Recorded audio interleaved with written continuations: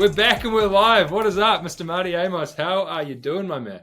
What is up? I am on fire, get the hose, and I can see you're a productivity king like me, and I think you've just bought one of these productivity timers. Bro, I'm a little ADHD. I've got bad attention. So I put this on, put my phone away, no distractions, keeps me timed. So as you can see, we're counting down. We're going to do this podcast in 24 minutes. Otherwise, you get your money back. All right, perfect.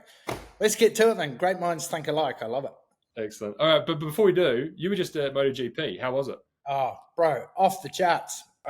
We went to, being a massive petrol head, we went to the races, and it was like 4 seasons in one day, like 28 degrees the first day, 20 the second day, and then pouring with rain, howling wind, and they actually cancelled the MotoGP race. But the highlight was Friday night. On the Friday, Jack Miller, Australian MotoGP legend, was in second place, and we went to the restaurant, and lo and behold, there was Jack Miller. So went up, had a yarn, got a photo. Top man. It was awesome. So good. Excellent. So I haven't been to a MotoGP yet, but I was at the F1 last year or the year before. Just so good. Vibrates through your body. How close to the track are you? What's it like? Yeah, you get pretty close. So we walk around the whole circuit, and we're at different places during the day, but you can get within sort of 5 meters, 20 feet sort of thing when they come past, and the other times you're a little bit further away, but not quite as intense as being at the Isle of Man, and the bikes come past you and you're like 3 feet away from them, and you feel the air creates a vacuum and it just gets sucked out of your body. It's intense. That's on the bucket list. We have to do a TPB tour to the Isle of Man, and just so happens to line up with TT. Damn straight. Good. Excellent. All right, so today's topic is pretty simple. It's playing to win. We're coming into the tail end of 2023.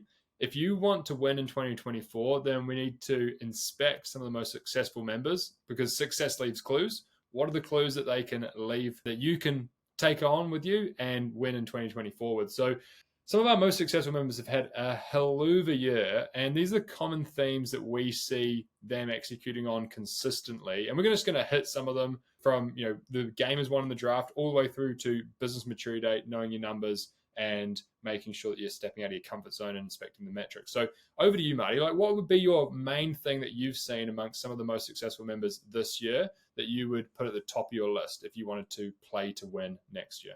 Absolutely. So I think there's some key things. Number one is who's on your team.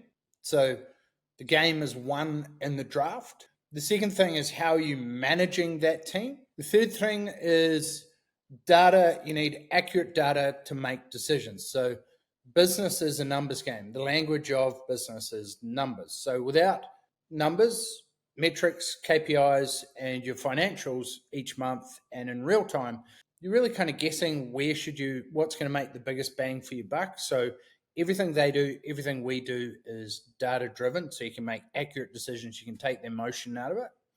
And I think a big thing is, as founders, or business owners, there's lots that you can be doing.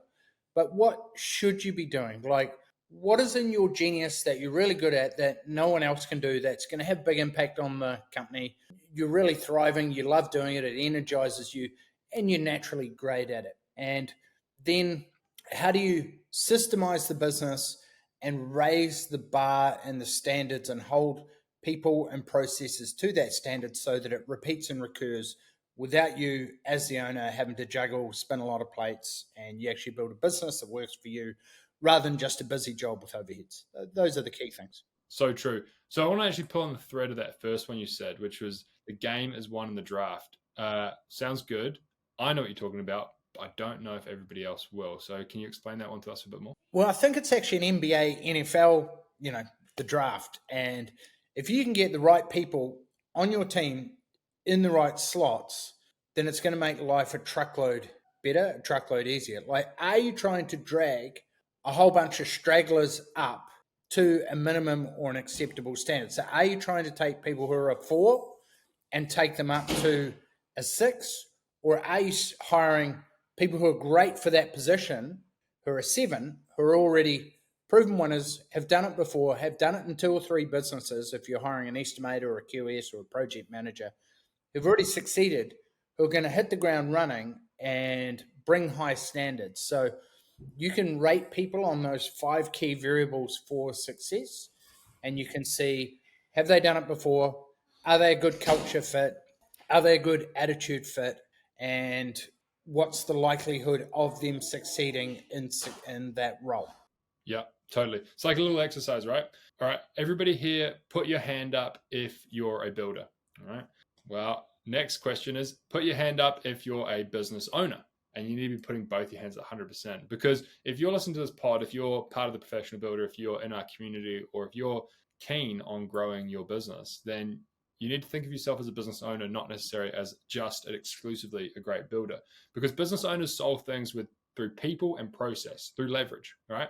And if you can install the process you want, but if you've got poor people running the systems, then good luck. It's going to be a nightmare for you. You're going to be putting out fires, answering questions, continuously coaching and course correcting them, which is part of the job of being a business owner. But honestly, you want to fast track all of that pain and suffering by hiring good on day one. So you want to, like exactly like Marty said, win the game in the draft by recruiting and hiring awesome humans. And the best way to do that is to position yourself as the employer of choice, always be hiring, always be on the lookout for talent, and put the right people in the right seats with the right system and process around them. So they actually have really clear expectations of like what is expected in this role and in this position of the team. Because we hear it so often. Oh, we're a family here at XYZ Construction. It's like, oh, that's a kind of lame. It's a crock of shit. We believe at Professional Builder, and I know some of our highest performing members believe this as well, is that we're not a family, we're a sports team. And we're putting the best people in the best positions so that the company can win. And when the company wins, everybody else gets to win as well. It's like, you're not going to put the winger in the forward pack, right? And vice versa.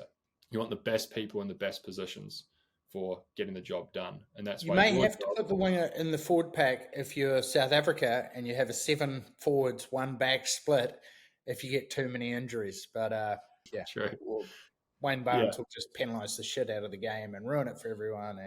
But a little bit of sour grapes, I digress. One of the biggest things there is, are you actively hiring? So do you have an active hiring process, system, and funnel set up? So you got to market. It's typically either you're marketing for work and you have your marketing system set up and your sales process, but do you have one for marketing for talent? So do you have a landing page? Do you have a video of what it's like to work at your business? Do you have your rules of the game? Do you have the values? Do you have little snippets from your guys on 30 seconds on what it's like to work at our company, our construction company? So those are some key things that you can do. And then some of our top members are continually posting on Facebook, social media, TikTok, and Insta what they're doing with their guys, what their projects, how they're progressing, what they're doing in terms of upskilling in the trade, and also what they're doing for their roof shouts, their parties, their get-togethers, their Christmas, etc. Yeah, exactly. Because culture is an output of community, and community is formed from shared experiences. So the input you want to produce is shared experiences. How they got through material delays together, price rises together, labor short, fewer guys on site together, grumpy client together, Christmas party together, go-karting together, fishing trip together. All these things, shared experiences, form community, and community produces culture. So 100%. So that's a big one that I had on my list as well of what our best members are doing. What else do you see some of our top performing members from 2023 doing that is worth shining a light on? So the next one is get the team to own the outcome. So what I mean by that is you've got all these strategies that you can implement, and you've got a betting table, right? And you only have limited resources or money. Where on the roulette wheel are you going to place your chips, your time, money, and resources?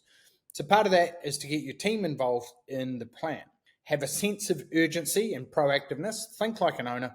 And a great strategy with that is PSR, problem, solution, recommendation. So rather than just coming with, hey, we're running 3 days behind, we're not going to hit this milestone, we're not going to get this progress payment. So, hey, we're running 3 days behind. Here's what I've mapped out, how we can hit this milestone so that we get our progress payment, so that we get cash flow running. We're going to pull the guys off one job, we're going to put them onto this job project, and we're going to get it smashed out over the next 3 days. So that's where your foreman or your project manager is taking ownership, thinking like an owner, coming to you with a problem. They might have 2 or 3 solutions, and they're going, here's my chosen recommendation, and here's why. And what you're doing is you're testing, 1, for the outcome, and 2, for their thought process, that you can trust them, that they can think things through critically, think of all the options, and then have the confidence in choosing the right one. And that confidence muscle will grow over time as they get more in tune with it, get more confident making decisions. As long as they're in motion, then you're going to be further ahead. And there's a great saying, profit is prince, cash flow is king, and momentum is emperor. So it's getting your team to take decision making, be actively focused on finding the right solutions, choosing a recommendation, and then they're in momentum and you're winning. Yeah, 100%. Remember, great businesses have great leaders. Great leaders are good problem solvers, and problem solving is a skill that can and needs to be developed. And that's why it's so important to train your team through delegating an outcome to them, not necessarily being a task rabbit, and helping coach them within that framework. PSR, it's like pick up the phone, they talk to you, and the response should not be, oh, do this, try that. It should be, bro, I'm not here to do your job. You're there to do your job. PSR. So what's the one problem you're trying to solve here again? Cool, got it. And what are your 3 recommendations? Potential solutions. S, solutions. Yeah, okay, cool. And then what would be your 1 recommendation for this? Oh, nice. And then at that point you get to course correct them and go like, bro, it's a terrible idea. Do it this way instead, or have you considered that? Or you can go, excellent, sounds good to me. Talk to you later. So really important to problem solve within that framework, eh?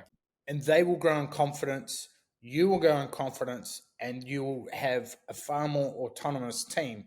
And there's a great saying that we have is that you need to delegate to elevate. And what that means is you need to give your team the autonomy to be able to go away and problem solve, implement the systems so that the whole business can run faster and you're not the bottleneck. Because 9 times out of 10, most business owners are the bottleneck. So how do we get out of that? Well, it's systems. Systems run the business. Where's the owner put in place the processes for the people to be able to run at full speed with these guardrails in place?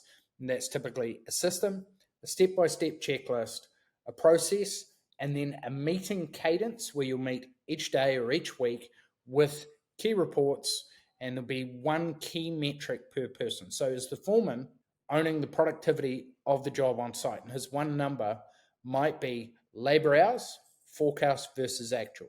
And that's how we can track and see, is the job on track? And we should be able to ask them, John, are you winning?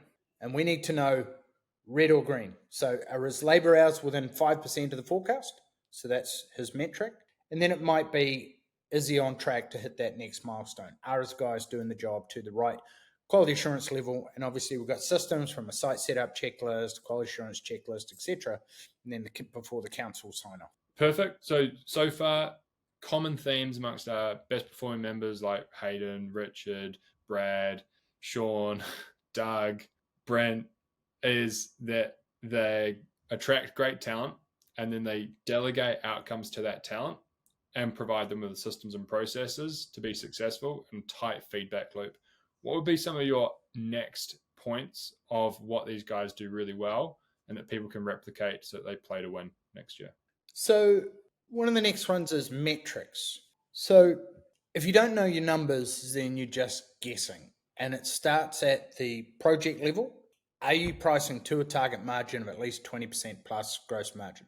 Are you controlling the labor hours in real time? That's going to be 80% of the success of a project. Do you have feedback so that you're controlling your work in progress? So labor hours, construction meeting each week, foreman's meeting, toolbox meeting, so you know the guys, are we on track to get that framing done? I've allocated 100 hours for it. We're halfway through it, but we're sitting at 70 hours. What are we going to do to pull back 20 hours to make sure that we hit that?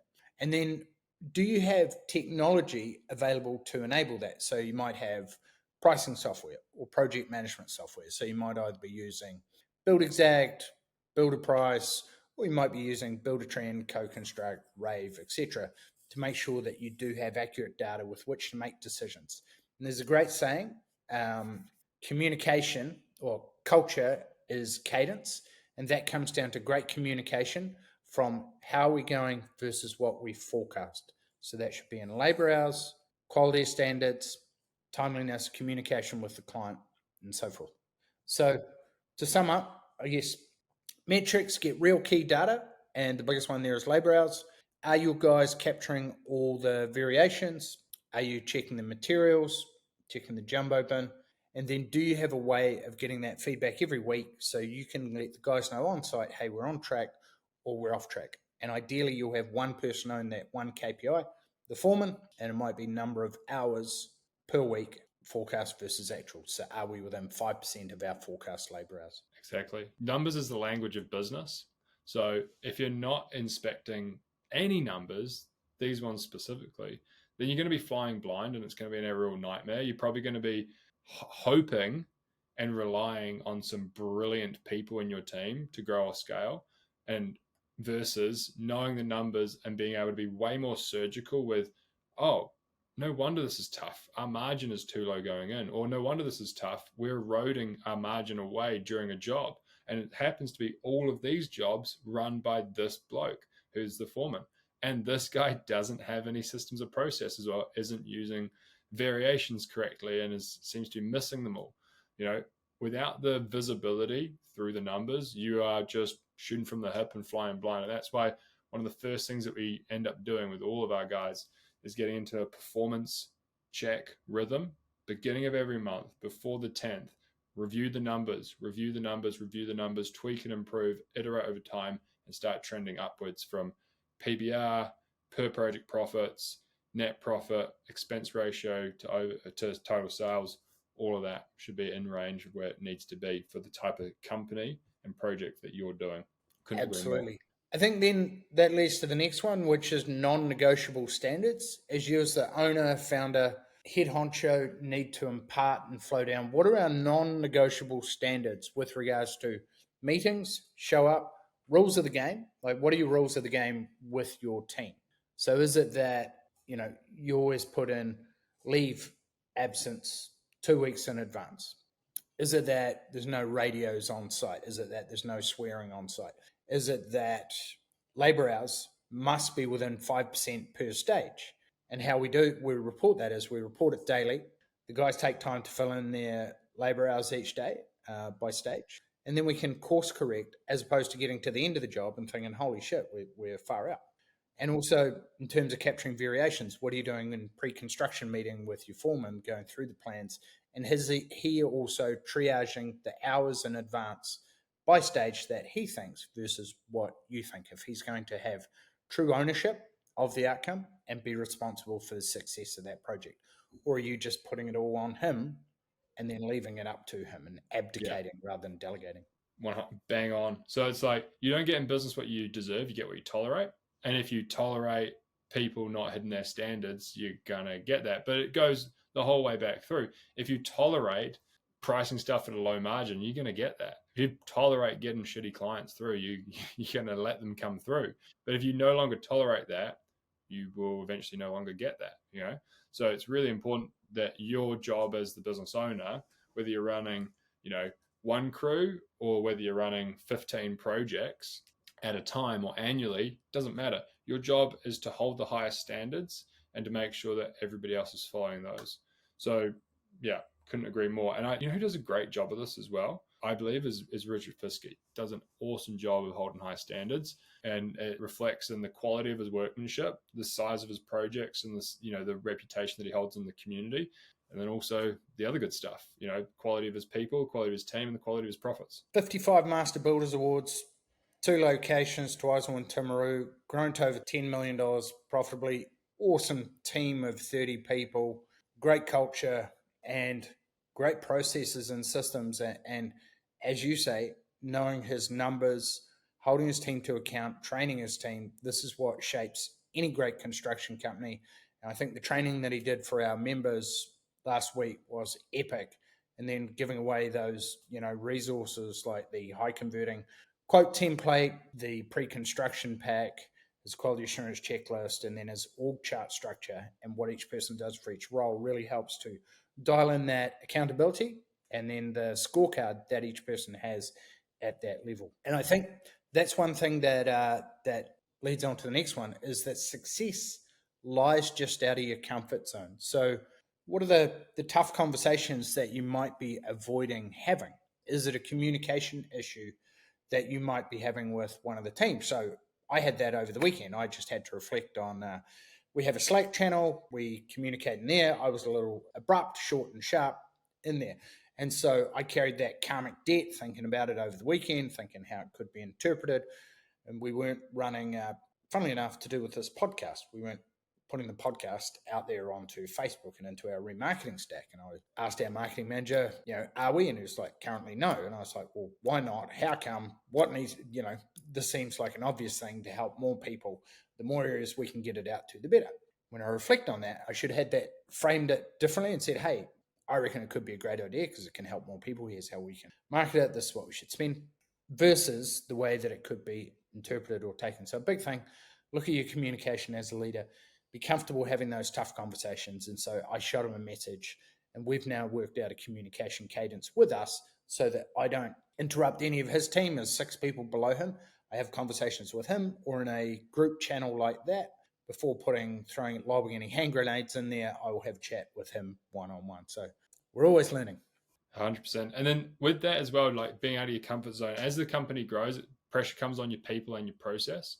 And quite often you're going to stop doing certain tasks, delegate into your team, and need to start doing others. And that's going to put you out of your comfort zone, because most of the guys that we work with are super comfortable being on site, swinging a hammer, building great projects, and are relatively uncomfortable in hiring good people, firing ones that aren't pulling their weight, doing their sales, doing their marketing, improving their pricing, making sure they're raising prices or they're improving their margin on a project-to-project basis. These are like relatively uncomfortable things for many of our members. Yet it's your new job description and your new requirement when you start running a $5, $10, $15 million construction company.